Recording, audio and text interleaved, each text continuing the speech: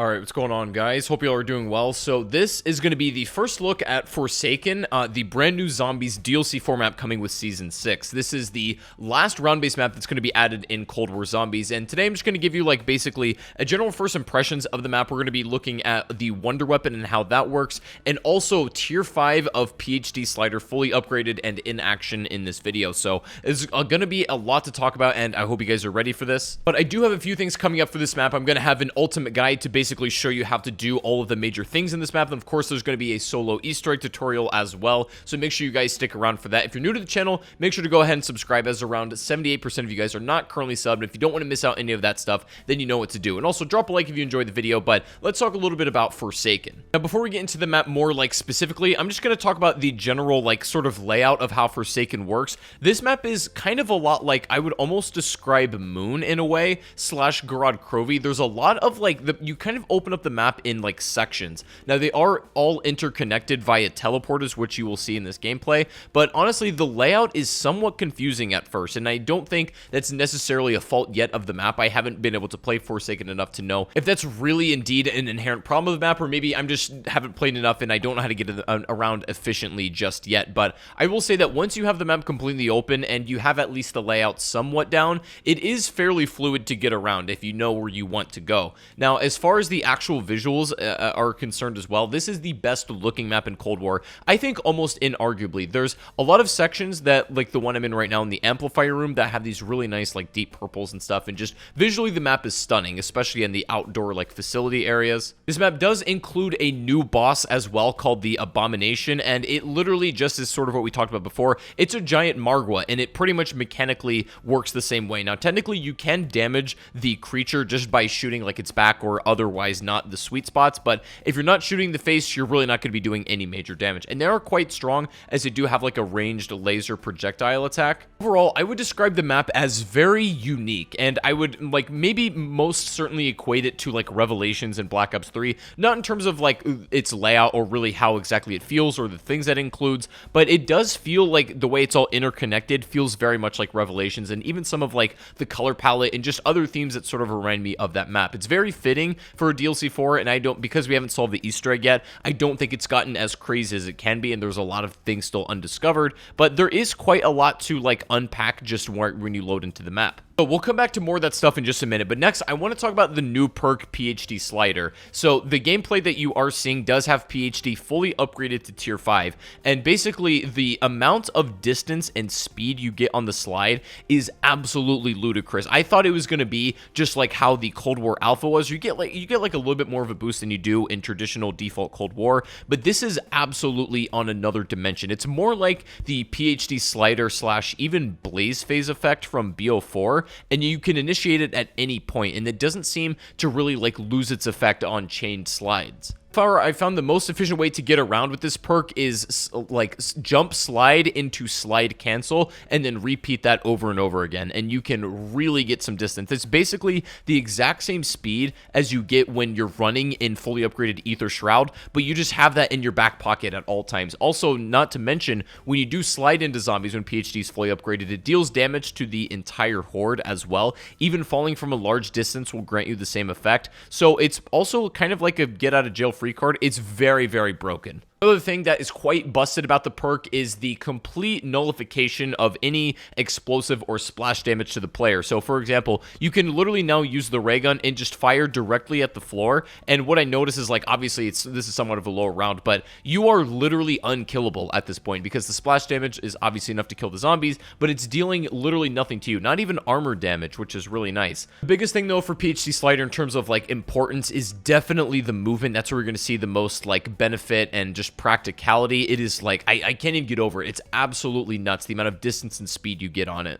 It may take you a little while to get used to the new like enhanced movement that PhD grants you, and it also just might take you a little bit to get used to how the map like kind of plays in general. The spawn is really interesting in Forsaken, where it's sort of like Moon. It's not exactly like an endless round mechanic, but the early rounds in the very starting location of Forsaken are very fast. Like, you're going to be at round 5 to 6 very quickly, and before you even know it, you sort of open up the map, like I said, in sections until you get to the amplifier, and then finally like unlocking Pack-a-Punch. It it pretty much walks you through that from the beginning. You go into certain stores and you build these things, and you go over to Pack-a-Punch. Again, I'll cover these things in more detail in the ultimate guide, but I'm just going to give you like a little bit of my impressions on them. Another thing to take note of with Forsaken is it does include the ray gun in this map alongside the map's wonder weapon, the Chrysalax, which we will get into in a second. Believe me, you're going to want to see that. Not only does it have its own like unique Pack-a-Punch camo in this map, just like Mauer de Toten did, but also what you're seeing right now is this is its own unique Pack-a-Punch room, and so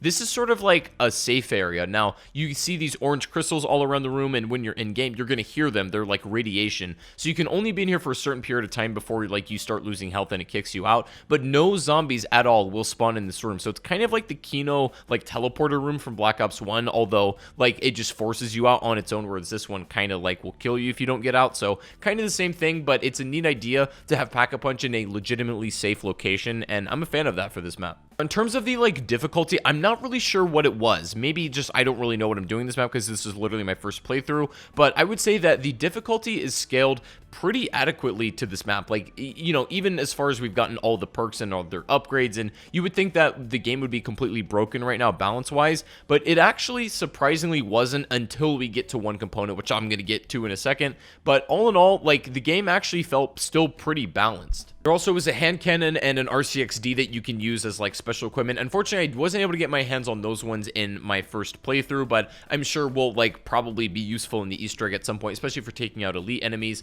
So I'm going to be using that. Now, this does have a handful of really neat side Easter eggs, which we'll get near to at the end of the video. And it's probably one of the coolest side Easter eggs we may have ever seen in zombies. But I do want to talk about one of the things that needs to get fixed pretty quickly, I think, in my opinion, if anybody at Treyarch's watching this. The wonder weapon right now is absolutely broken. Like sure, it's a lot of fun because it literally is, you're unkillable with this, but it's quite excessive. So the Chrysalax wonder weapon can be obtained via its own Easter egg quest, which again, we don't know, or you can get it from trials or also the mystery box. But the thing is, this has a lot of functionalities, which I like. You can melee just to kill zombies in a close radius. You can also throw the axe or like a blade that will like linger around, and you can also turn it into a small little SMG firing weapon, and that's all well and good. The problem is the melee part of this like axe makes you legitimately invincible, because if you have the melee skill tier upgrade, you recover health by meleeing, and you can quite literally just stand in a corner, press one button AFK, and get to around 100. Like, I'm not kidding.